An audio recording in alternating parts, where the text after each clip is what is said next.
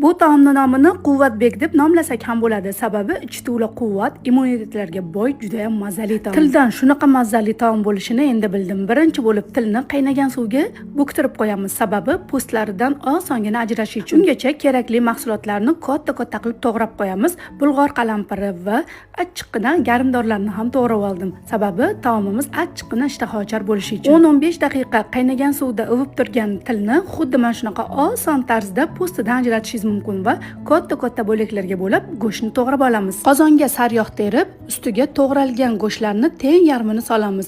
Har xil tuz va ziravorlarni sepamiz. Ziravorlar ustidan to'g'ralgan piyoz, bulg'or qalampiri va achchiqqina qalampirni terib chiqamiz va ikkinchi qismiga ham xuddi shunday qolgan go'shtni solib, shu tariqa yana tuz, ziravorlar, garmdori, pomidor qilib ketma-ketlikda terib chiqamiz va 2 kosa suv quyasiz. Eslab qoling, 2 kosa bo'lishi kerak. Sababi uzoq vaqt dimlanadi va lavr bargini qo'yib dimlab qo'yamiz. Salkam 6 soat dimlangan bu go'sht shunaqa xil bo'lib, og'izda chaynamasdan yutadigan, achchiqqina suvlarga nonlarni botirib yeb oladigan shunaqa mazali taom bo'ladi. Agar retsept yoqqan bo'lsa, like bosib, yaqinlaringizga yuborib qo'ying. Agar ishtahangiz ochilgan bo'lsa, Robiyangiznikiga mehmonga keling.